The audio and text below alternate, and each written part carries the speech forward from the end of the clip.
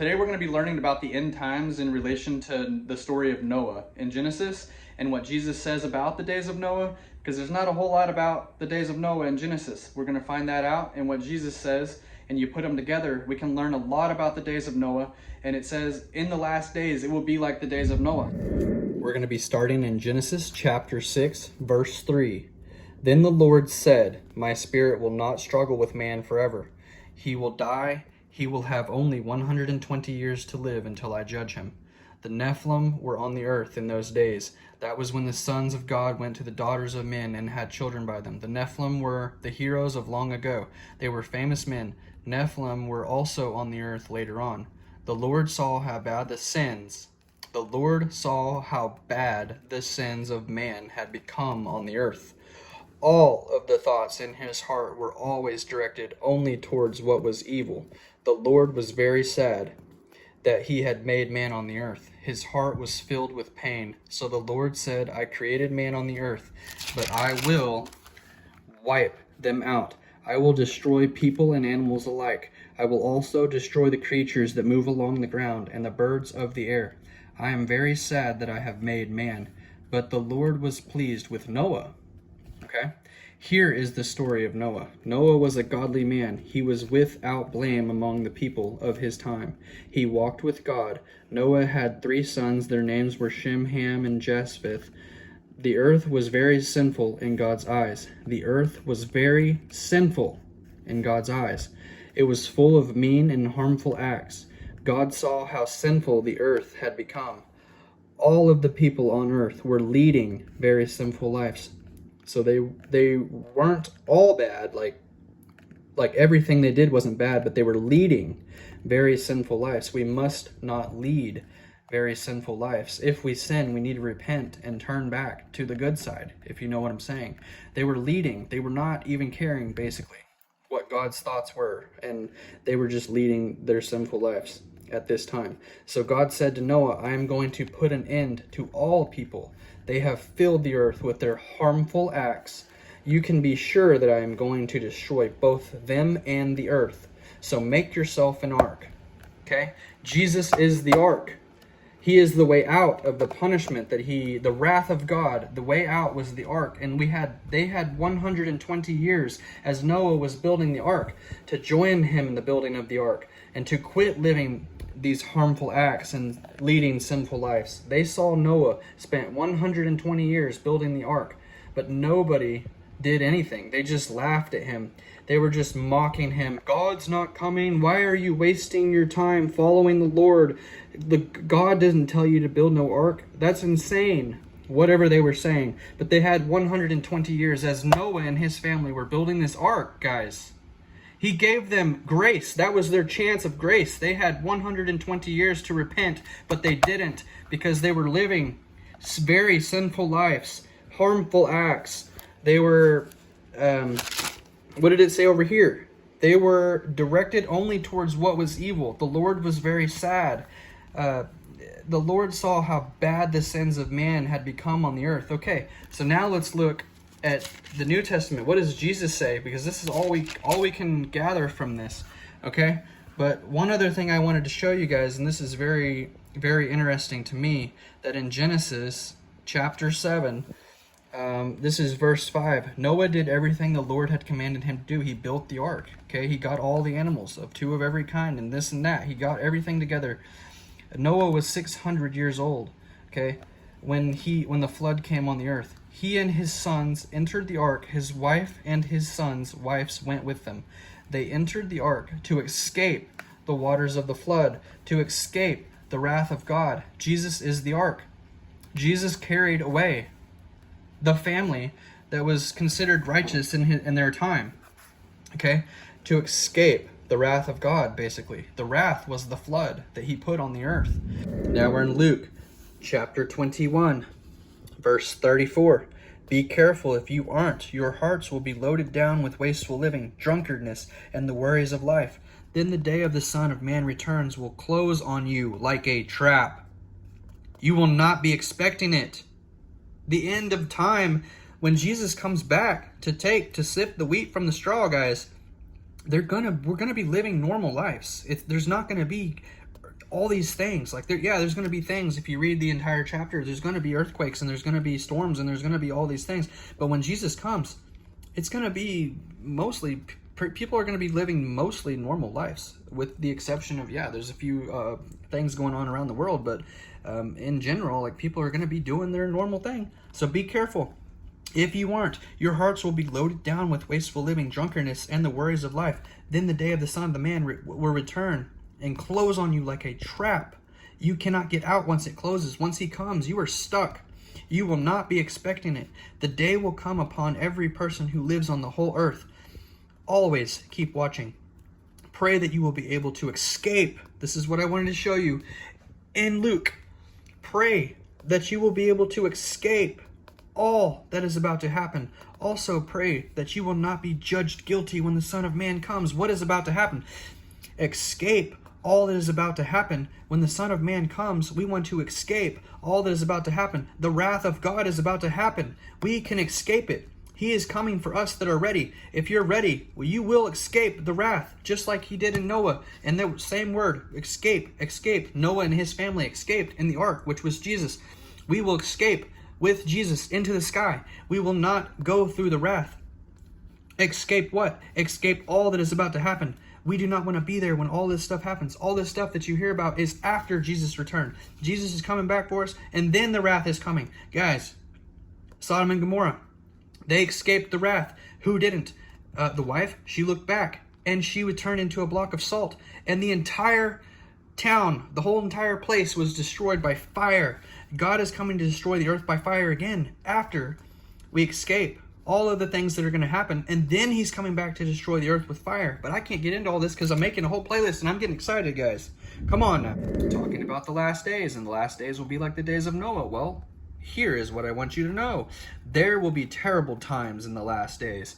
People will love themselves. They will love money. They will brag. They will be proud.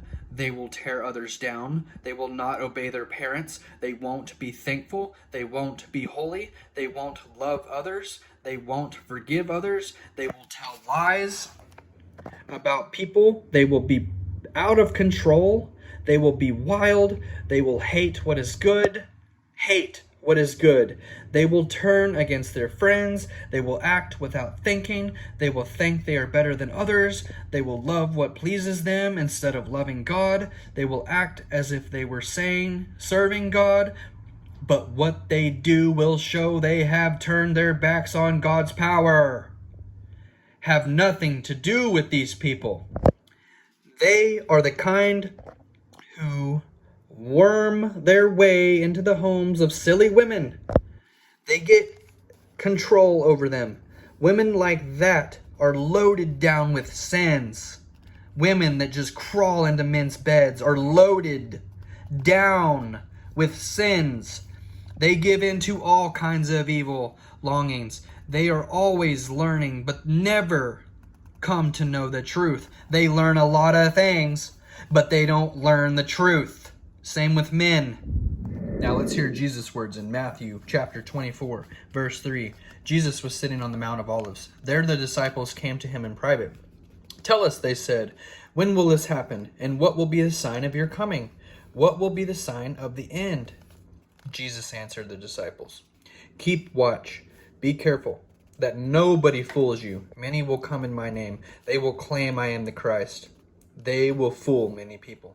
Okay, and then it goes on to talk about a lot of the birth pain signs, things leading up to, evil will grow, they'll hate each other, birth pains, hunger, but I'm not going to do that today. That's going to be a whole separate video, okay? These are the earthquakes and nation against nation and talking about wars and everything like that, okay? But let's just see. He says to keep watch. Be careful that nobody fools you. They will claim I am the Christ. They will fool many people. Okay, let's go to the next page. This is also chapter 24. Read the whole chapter, guys. Read it right now. Matthew chapter 24. This is verse 38. No one knows about the day or the hour. Not even the angels in heaven know. The Son does not know. Only the Father knows. Remember how it was in the days of Noah? Does this look familiar? This is Jesus talking now in Matthew. This is Jesus talking about Genesis, about the days of Noah. It will be the same when the Son of Man comes. In the days before the flood, People were eating and they were drinking. They were getting married. They were giving their daughters to be married. They did all of those things right up until the day Noah entered the ark. Okay? They were living normal lives until the day of the flood. They knew nothing about what would happen until the flood came and took them all away. That is how it will be when the Son of Man comes. Guys, you will hear all these crazy things online. You will hear about all this stuff right here. Yeah, there's going to be earthquakes. There's going to be wars. There's going to be things like that. Okay? But you'll be hearing like Jesus ain't going to give us no sign like these people are looking for like fire coming down, burning me, and dragons and earthquakes so wide that everybody falls and it's going to be clear like that. Everybody's going to be like, okay, this is it. Jesus is coming. He's coming tomorrow. He's coming right now. He's coming so soon. Like, it's not going to be that dramatic, guys. People are literally going to be eating and drinking. They're going to be getting married. They're going to be giving their daughters to be married.